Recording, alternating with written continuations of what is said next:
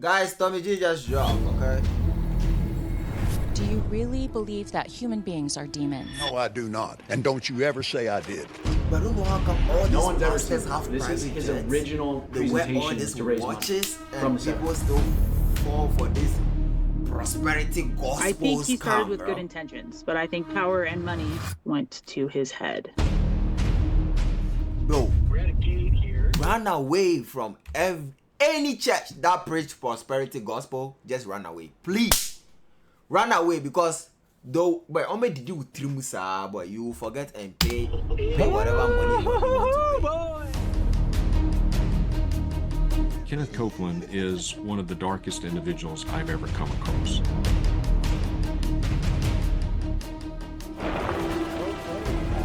Why the cops put it? Off the property now. Where's that badge, just by the way? Off the property. You You want to see this? Off the property. Look, you're What's that? Yo, bro, just In put up that with a fake magnificent badge. name, the name of Jesus. Amen. No, is he the same pastor who said if you have your last little, donate it to Christ or charity or something? Kenneth Copeland. You might recognize him for his interview on Inside Edition. Do you really believe that human beings are demons? No, I do not. And don't you ever say I did. He's the guy that claimed to defeat COVID-19. COVID-19? He speaks in tongues, and he claims he will live to 120. I will live and preach this gospel till I'm 120 years old. Wow. Are you Jesus? Are you God? And he's not joking. What? And would you know, folks, that Kenneth Copeland is America's richest pastor, with estimates of his net worth 300 ranging wildly million? from $300 million to nearly $1 billion. And today, we're diving into a series of disturbing allegations concerning Copeland and his church, Eagle Mountain Ministries. Allegations like that he allegedly used church donations to build a private oil empire that rakes in millions. That he promised his donors a Christian retirement community, but instead, all that money allegedly went to things like this. So we flew to Dallas, Texas to infiltrate Kenneth Copeland's empire and expose the truth about his ministries. We teamed up with Nate of the Religion Business, who has dedicated the last few years of his life to exposing people like Kenneth. From standoffs on his private tarmac to uncovering his private hunting grounds, we show you the side of Kenneth Copeland that he has spent his entire life trying to conceal. Something you should know before we get into the episode, we have completely restocked and revamped our Big Dog Big collection. dog gotta eat, Restocked underdog. to Kenneth Copeland. We have done our best to present the fact as we have seen in the video, okay?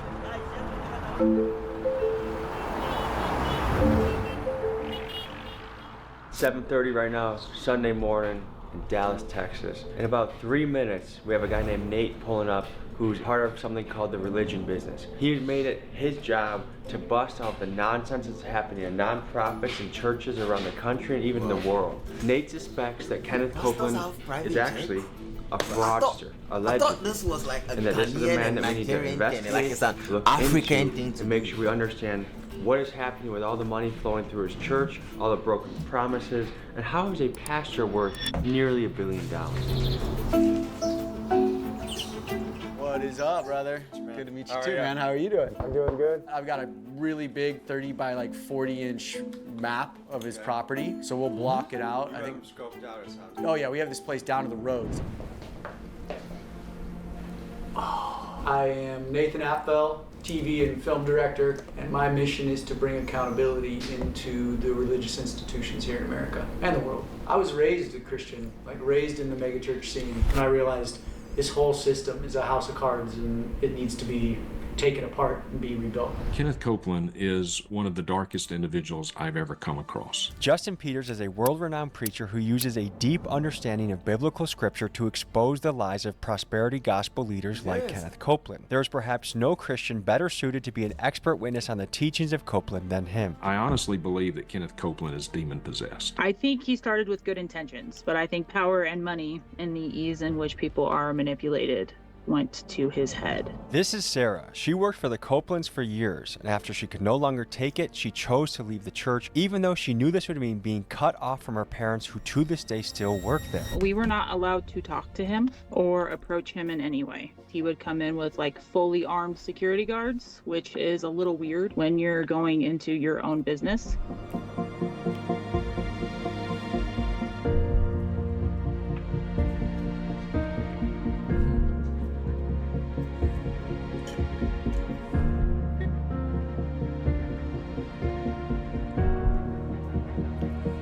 What?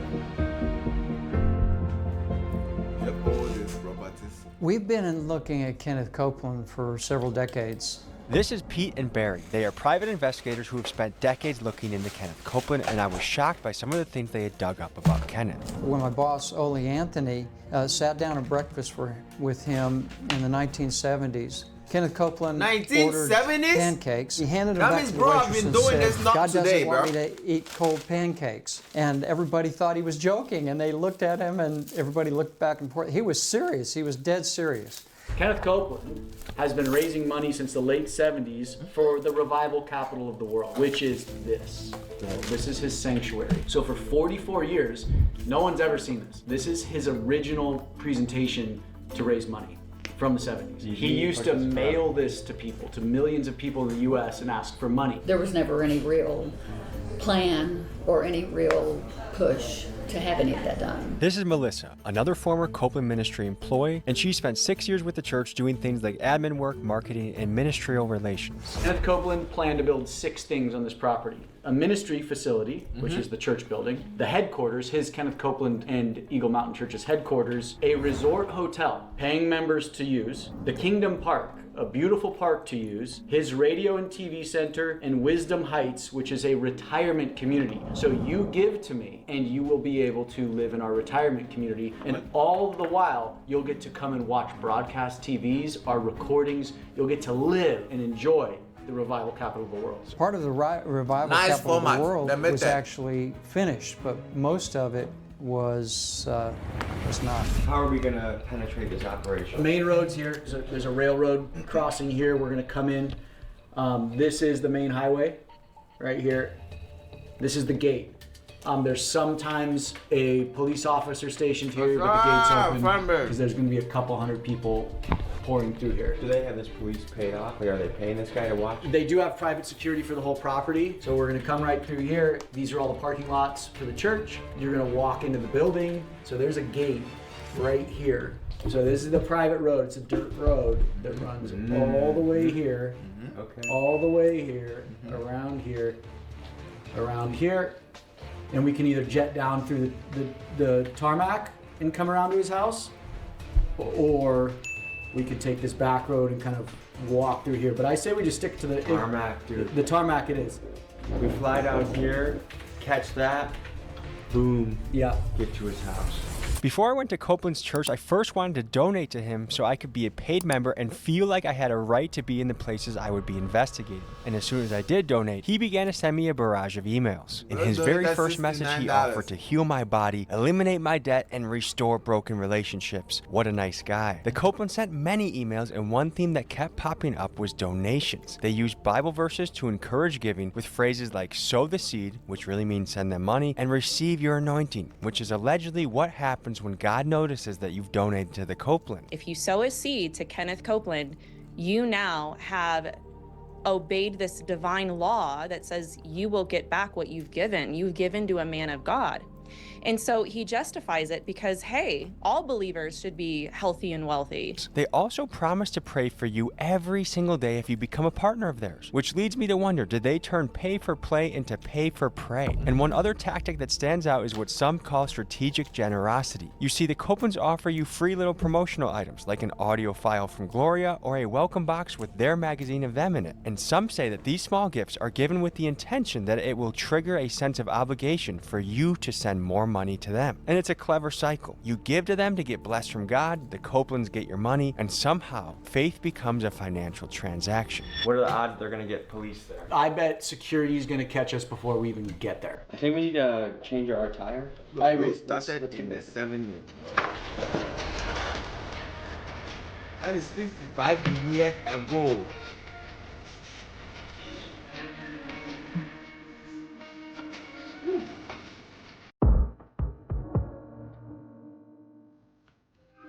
I grew up going to, in what was at the time, one of the biggest mega churches in the country, Willow Creek Community Church. Thousands and thousands of people in a huge auditorium. There was escalators in the place, restaurant, cafeteria, bookstore, basketball courts. It was amazing. I've never had that, like, oh, I have a spiritual connection to God. And so I fell away from the church as I got older. what do you think it is that makes someone continue to give money to a guy that already has private jets, a 19,000 square foot house, and much, much more? The poor and the sick are desperate. Because people want to believe desperately in the miracles. This is a way for me to grow my bank balance. This is a way for me to become richer. This is Melissa. She's a Christian YouTuber who uses her platform to discuss theology, expose false teachings, and help people spot spiritual deception. Here was her take on Copeland. What you give, you will get back. And if you can teach people that, if you can shut down their ability to even understand what the Bible actually teaches about it, and their ability to critically think, then that's an easy given that I believe that. Morning. If we're trying to get a Bible before the service, is that the Bible store over there? The bookstore? Oh, the bookstore? Yeah, just go in the main entrance and it's right to your left. Thank you, sir. So they're decently well organized. What camera is this? All right, we're infiltrating. We're going in. Oh my God, we'll see you in about 45 minutes. Sir. This is the moments we live for in this world. Dude, this is how years in the making, really. Okay, guys, I'll see you. I'm gonna go to the bookstore. How you doing, sir? Morning, how you doing? Oh, thank you very much. Good morning. Good morning. How you doing? How you doing? Is there a way to buy a Bible right now, or no? Is the bookstore closed? Oh, bummer. I go get my Bible out of the car. I was hoping to buy one here. Thank you. Top of the morning to you. How are you? Great. Good morning. Good morning. How are you? Good morning. How are you?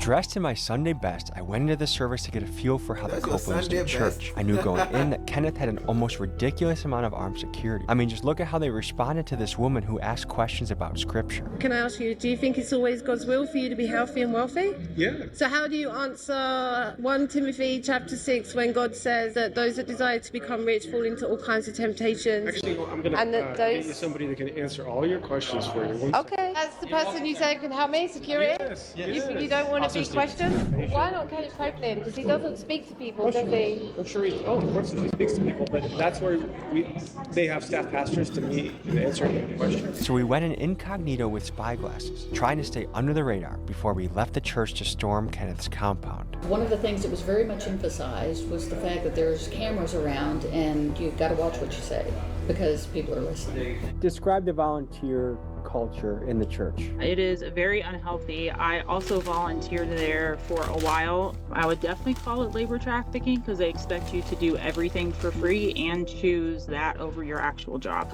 Love is King, Jesus is Lord. It's exciting. You can't say, well, that's fine. You can put that in our victory. It's not in and of ourselves. Our victory is. You might be wondering, where is Kenneth? And the truth is, Mr. Copeland is rarely seen preaching at Eagle Mountain these days, and his daughter Terry has more or less taken over as lead pastor. They used to put out reports that would let their partners know this is what we spend on missions, this is what we spend on employees, that type of thing. And when George and Terry took over, they decided they did not want any transparency at all whatsoever. So even percentages, not even with numbers, none of that is, or at least when I was there, was not available to the public.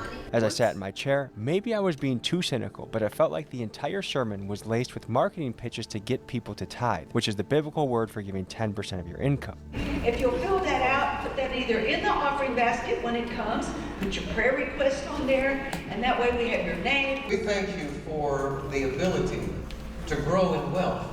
You see, Kenneth and other prosperity gospel preachers have morphed tithing into this weird formula that essentially, if you give money to them, an anointed prophet of God, that it will somehow translate into God then deciding to multiply your income. Now, some of you may have been expecting a bigger auditorium, and what you have to realize is most of Kenneth's audience is watching through TV, hence why they call him a televangelist. And in his church, he had dozens of ushers who also double the security, many of them probably armed, but most importantly, their job was to approach people sitting in the back and bring them up to pack the front of the church. The reason? To make the audience look filled to capacity for the people watching on their TV back home. The longer I was there, they started limiting bathroom breaks. You're not allowed to approach certain people. You're expected to all act the same, dress the same. They expected all the body shapes to be the same, telling people they were poorly representing Kenneth because they were a little bit overweight. We're in a most important time in this nation. We need to know how to vote. A quick note, folks, there's something called separation of church and state. One way that churches keep their tax-exempt status is by avoiding direct political endorsements. But here at Eagle Mountain, you see classes aimed at educating their members on how to vote. And Kenneth Copeland himself makes his political leanings pretty clear. Here where he mocks Joe Biden. The media said Joe Biden's president. Ha ha ha ha. And here where he attends a Trump rally.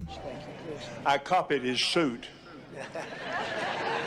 To some, this raises a fair question. Should the IRS be paying closer attention to this kind of activity? People urge people to vote and are training people to properly vote, and then in private, wink wink, it's for a certain generally Republican candidate, but not always. They can't go after that particular organization's tax-exempt status unless they actually have film of the pastor saying on film to vote for actually a person. We snuck out halfway through the service so we could attempt to infiltrate Copeland's compound while his security team was focused on the people inside the church. Like, in some ways, it's a very passionate church service. Their music was excellent. Yeah. But then it almost felt like everything was like an infomercial, like go back into giving. Yeah. Bible verse, direct you back into giving. Yeah. We see in a lot of these preachers is that they'll say, the Lord told me a number of you need to give $1,000, things like that. Ushers, close the doors. Seed, if I get 1,000 online to give this, if I get 1,000 in the sanctuary to give this, that's $40,000 tonight. I don't for a minute believe God is speaking to them like that. There's nothing like that in the Bible. I really don't think you could listen to a single sermon by Kenneth Copeland or one of these other prosperity preachers where money is not, if not the focus, at least mentioned. Churches are not required to file 990s. Some provide a church financial statement or an audited financial statement to the donors. Sometimes they'll just have a brief summary and an annual report. Brother in arms of the Copeland Ministries. Let's freaking get it, okay? Get it. It's gonna be fun, boys. While everyone else is worshiping in full swing, we're using that cover to get in here as deep as we can. So if you go to the right here, there's an oil platform. Oil field right there. Look at this beautiful farmland. Who would have thought parishioners were paying for this beautiful farmland off of the... Oh, we got a gate. Father. Is there another way around? Oh, it's opening. Oh, boys! I think Kenneth might need to raise some money to patch some of the concrete here, the asphalt. That's so kind of him that his gate opened for us. Let's see if this gate opens. It's a parsonage. So... Oh my gosh. Woo! This is the road that leads to Kenneth's home. So I feel like it's so hard to get to this point. So they just keep that gate open, so that in case you just get there and it scans the car you go through. Because I don't think anybody ideally is trying to compound that he's gotten from church money, and to be behind enemy lines right now, driving up to his house, is an independent journalist's dream. I have a hunch it's gonna be like the first three. No, this one needs a keypad. So, should we just hang out here and wait for someone? They did? Oh, beach. Or is it a lake? Folks, you should know that on this mega mansion you see, Kenneth Copeland allegedly pays no property tax at all. That's because this house is claimed as a parsonage, which is a property that the church owns and provides for their pastor, which makes sense for most American pastors where the average salary is a modest $52,000 a year, and thereby provides housing for their pastors living a life of sacrifice. But should these tax breaks be used by the ultra-wealthy like Copeland, who for years now has avoided paying what should be a six-figure tax bill? You tell me in the comments. Have you ever been to his parsonage? The house? No, I never have. Has many employees? Not a lot. I think the people in housekeeping, you know, I mean, in maintenance and housekeeping, security, all of that. But no, but the people that go down and decorate for Christmas. I would assume that the church paid for this, yes. He has a greenhouse over there, presumably on the church dime. There's private hunting grounds. This is a playground for a man. I'm trying to see how this all lines up, because when Jesus walked into a temple and saw that people were buying and selling and making money in the temple, he flipped over the table and cracked the whip and said, "Get out of my house." How is this even possible to interpret the scripture in this way? I honestly don't know. Like, the mental gymnastics it takes Kenneth Copeland and his congregation to correlate Jesus or any of the apostles to Kenneth Copeland is mind-numbing. Can we call the church and ask the gate code? It's your first time calling us? It is, yeah. So how can I pray with you today? Oh, I would love to meet Kenneth Copeland. Is there a way to meet him? I was just really praying to be able to sit with him and get some wisdom from him. So I've been praying for a while to be able to meet him. I've reached out to him a few times and he hasn't responded. But yeah, we're at the gate to his house, but it's not open. Oh, are you? Yeah. You know, I'm not sure how that works. I think the best thing that you can do is come to the church. Oh no, we're already by his house. We're at the there's 3 gates, and ironically the 2 first gates opened for us, and I see that as an act of God, to be honest. Like he wanted us to meet him in his house, but just the 3rd gates, it takes a passcode and I don't have it. Do you have that passcode? You would have to go to the church. Oh, okay. We've all become members. I donated $69 this morning. I'm a member. 69, that's a big number. Good for you for your first donation. A biblical number, some might say. So we've been praying for the gate code, but apparently it's another road, but it'll have the same high God's busy right now. 100%. So we're gonna go to the private tarmac that he has, named after himself, and we're gonna further explore. Kenneth! Oh, Kenneth! When we discovered there was this huge mansion on the property, church members would call us when it came out in the news and said, "We didn't even know about his mansion on the property." We've had informants tell us that it's got a sweeping spiral staircase like you would see in the old movie Gone with the Wind. It's got a bridge across the living room, and the Kenneth Copeland's closet is approximately 35 feet by 20 feet, something like that. Bigger than most people's living room. This is just a man's playground is really what we're on right now. People donated money so they could have a retirement home, a park, this biblical paradise in a way. They believed in this message that this was going to be the city for us to come and gather and celebrate Jesus and the Lord and his love and his mercy. But instead, it's just some rich guy's playground. What kind of letters would you get from people asking, they talk about the letters asking for help? We used to get a lot of like, "I can't pay my rent, I just lost my job. Like, here's a copy of my lease. Can you pay my rent for this month?" And how often would he help these people? Hardly ever. On average, I would touch probably 8,000 pieces of mail a month. I maybe saw 3 or 4 that got helped. Everyone out of 8,000? No, total. In the 2.5 years? We're on Kenneth Copeland's private tarmac. Let's check it out.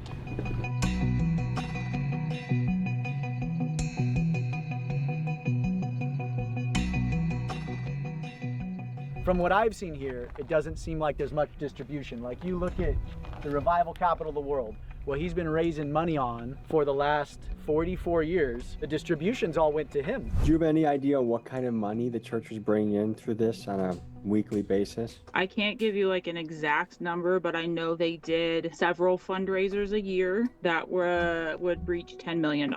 I think last I heard, like, Kenneth's personal net worth was like $760 million. He's had planes since the 70s, and he's had jets since the 90s. And perhaps since the late 80s. But now he's got 2 private jets. They're owned by the ministry, and 2 twin-engine turboprop aircraft that are also owned by the ministry. But the 3 things that he's missing are? The resort hotel for his parishioners. Do you see that? Nope. Kingdom Park, which looks like it got turned into a high-fence deer hunting range for him. And then Wisdom Heights, which is an elderly community for people that donated. And we've heard from people that some parents donated hundreds of thousands of dollars thinking that they would be able to retire here. So do we have any proof that he actually did try and build the hotel or the park or the retirement home? The retirement community I don't think there's any proof that he ever tried to build that. The hotel, he never tried. I've never seen blueprints. There was never sewer or water or electricity brought into the property to be able to build something like that. The park, there's a Frisbee golf course. You know, he raised or generated $700+ million. A Frisbee golf course, I guess, is you could say it's a park.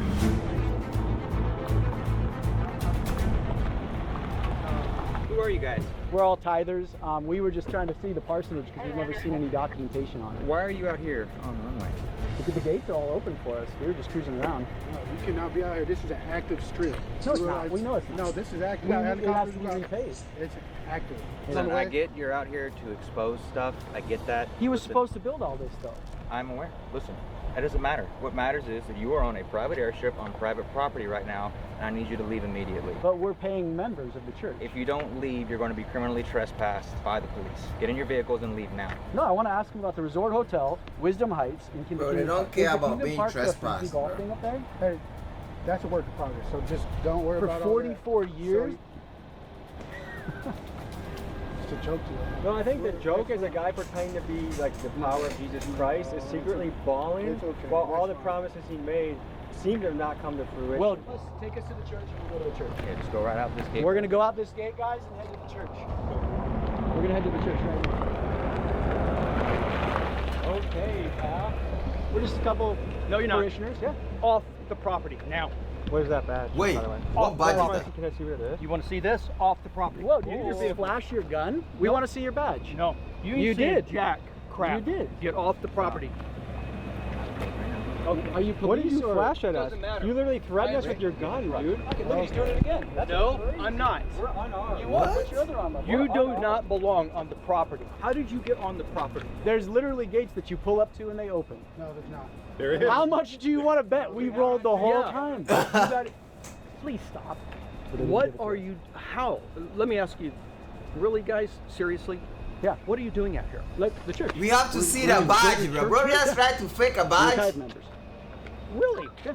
Let me show my receipt. Receipt for I what? gave Kenneth Copeland $69. Okay, A great. considerable sum. Great. Doing that with the gun was a little nuts. Well, you know, when I get a call like this, what would you do? What was the call? The call is we got people on here that don't belong out here. That's what I got. Gotcha. So then when I pull up, I got a crowd of people, cameras flashing everywhere. What is going on? Yeah. And then you're on the runway. Yeah. We'll get out the runway. We'll meet at the church. Holy shit. Someone threw his gun at us. That guy looks like fucking psycho. Yeah, he was ready to Kill someone. kill us for Copeland, dude. Yeah. Oh shit, it's gonna...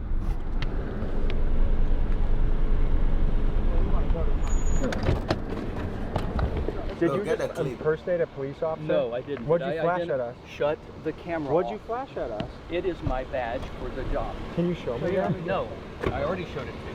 But And where actually, now? that's probably more dangerous than a weapon, isn't it? What? A camera? That's true. What? I know it is. Is this another? It Okay, brings guys, what do you want to ask? We were going with you to the church, but you pulled over. Yeah, I did. You noticed that. These are the 6 pillars that Kenneth used to raise all his money. The resort hotel he promised, he did not build. Kingdom Park, he did not build. He built the radio and TV center.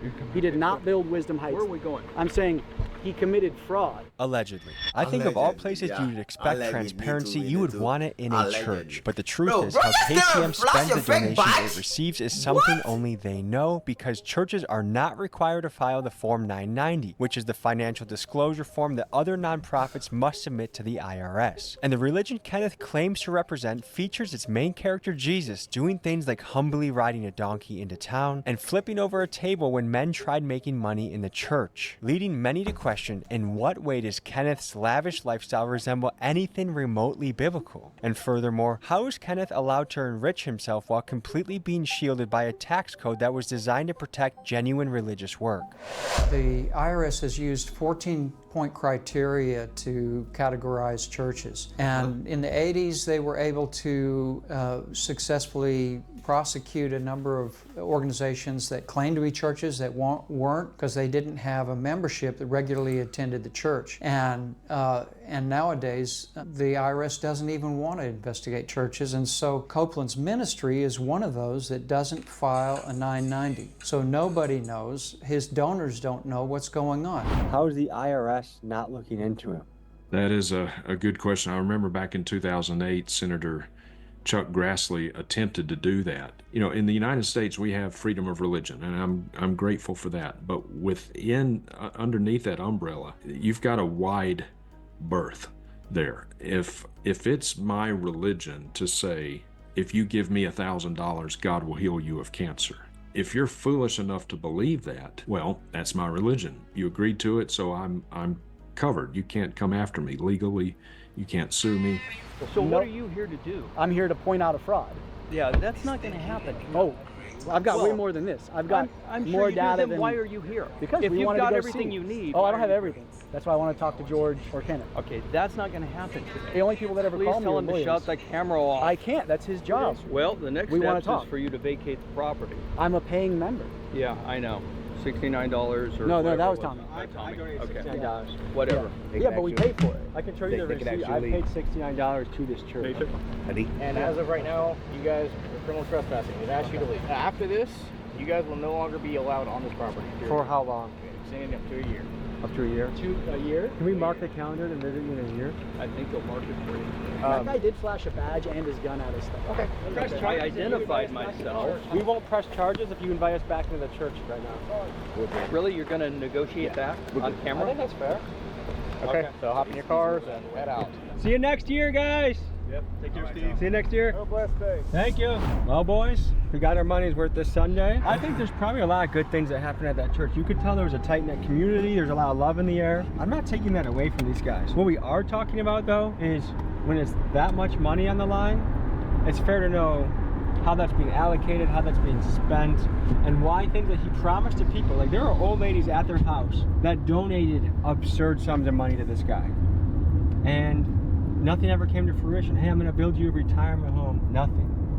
In an effort to get both sides of the story, we've reached out to Kenneth Copeland multiple times for an interview, but similar to Scientology, he typically does not do interviews because the results tend to be disastrous. But in the interest of fairness, I wanted to highlight the good Kenneth Copeland Ministries, or KCM, has done, and it was actually harder to find than I expected. I read through their 2024 report, and here were 3 major things that I found they celebrated. They distributed 84 million ministry materials, meaning things like books, CDs, and digital downloads. The report claims that they brought over 7 million people to salvation in Jesus Christ, and I learned that KCM has very strong ties with Israel and highlights donating surveillance equipment, security cameras, and tactical gear to their Israeli partners. Interesting. And after reading the report, most of KCM's charitable giving seems to be in the form of things like Copeland branded Bibles, sermon audio, and even a Copeland Christmas album, leading some to ask, is this really charity, or is this just self-promotion disguised as ministry? I'm here on the scene with private investigators. You guys have been looking into the Copelands for how long? For several decades. How do you think he came across the funds to get this kind of stuff? Well, he already had the property when they discovered that when fracking was invented, and they discovered they had gas underground there. And so they started drilling in about 1995 and were hoping to be self-sufficient. But do we know what kind of funds he used to buy this? Do you know if it was church funds or otherwise? He raised funds for Revival Capital of the World in the 70s. Purchased the property. He says he got it for a steal. He flew over the property when he was flying back from Oklahoma and said God told him that's going to be your property. And they discovered oil on it after they owned it. I heard the Lord, I was looking across there. I heard the Lord say, see that tree right over there? And I said, yes, sir. If you're looking at it from his point of view, God surprised him with the oil, why not use it, right? Right. Anything to add to this oil kingdom we see behind us?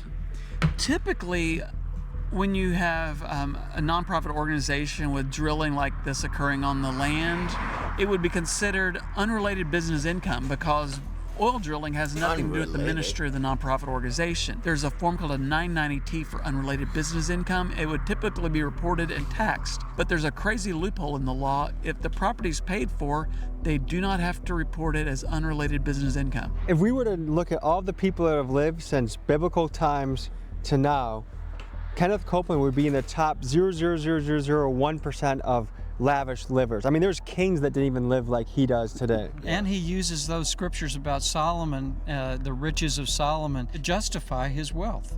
What if it's that same guy as yesterday just comes out and just starts firing? I think that's the same. That's the same truck. That's the same truck. Is it? And there's the helicopter right there. Look at that. Hey, Kenneth! We need some answers! If you could speak directly to Kenneth, what would you tell him? I'd tell him, pay your fair share of taxes and get out of politics. Our goal was to storm Kenneth's private jet hangar and climb aboard his luxury aircraft. So we tracked down the place where his jets were stored, and this is what happened next. We found out that Kenneth Copeland is not using his own tarmac to store his jets, but he's using this one right up here. So we're gonna see if we can find a way into his tarmac to see what his jets look like. You ready for a mission? Yeah, we're at the Alliance Airport. There's a private hangar over here that holds Copeland's jet. And then whenever his buddies fly in on their private jets, they're all just racked against this fence line. This is the place where the famous TikTok clip about Kenneth Copeland speaking like a demon to that lady, this is the famous area. Since he got a bigger plane, his main plane can't land on that small of a runway anymore, so he had to move here. What we're looking at right now is something that very few people in their life will ever even get access to. We're looking at a private airport. This is where the ultra wealthy fly out of. And the thing is, some of those people here at this airport are megachurch pastors. Jesus told people to go out and sacrifice, to go out and give into the people, to go out and struggle and suffer. He had disciples that were on the road preaching that got persecuted, that got killed for spreading the message, living in great discomfort, living a life of sacrifice, living a life that they gave up everything they had for Jesus. You guys tell me in the comments, does that fly with you?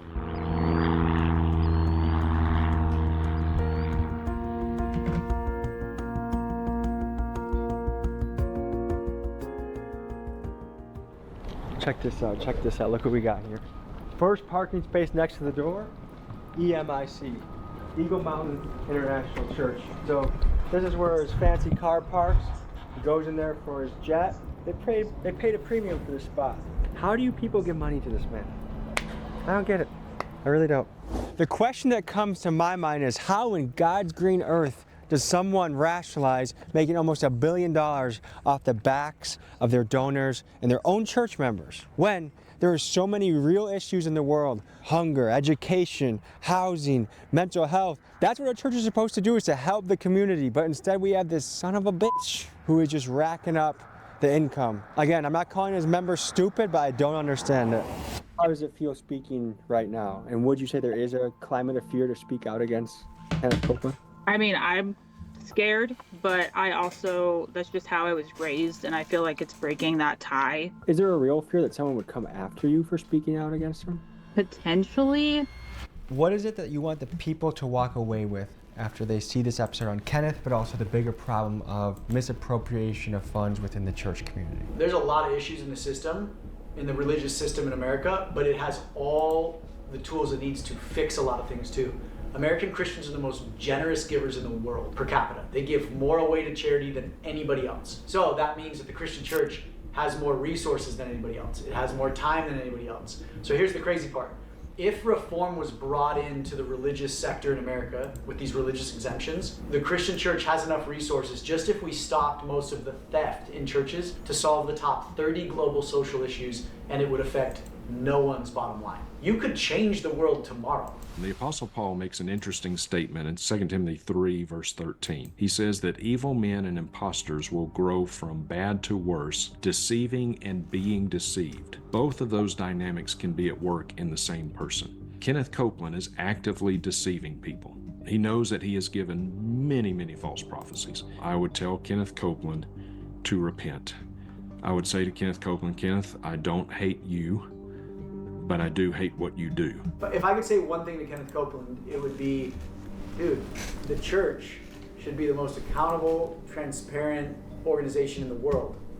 It is the literal arbiter and voice of Jesus, or the manifested voice of that. And instead it's the darkest, shadiest sector in the entire economy. Folks, as you probably know, this is just the tip of the iceberg of what needs to be exposed about churches and pastors out there. And no one covers this better than Nate and his team at thereligionbusiness.com. And if you use my exclusive code, TommyG74, you get a discount and the ability to watch the entire series of all the work they cover. This is a really important issue, so I highly recommend you go to their website, buy the videos, buy the series, and check it out further. Thank you guys for joining. We'll see you next week. Peace. JJ's in the chat. W's in the chat. Don't forget to like and subscribe. YouTube think you like these videos up here. Make sure you check them out. Guys, thank you very much for pulling up.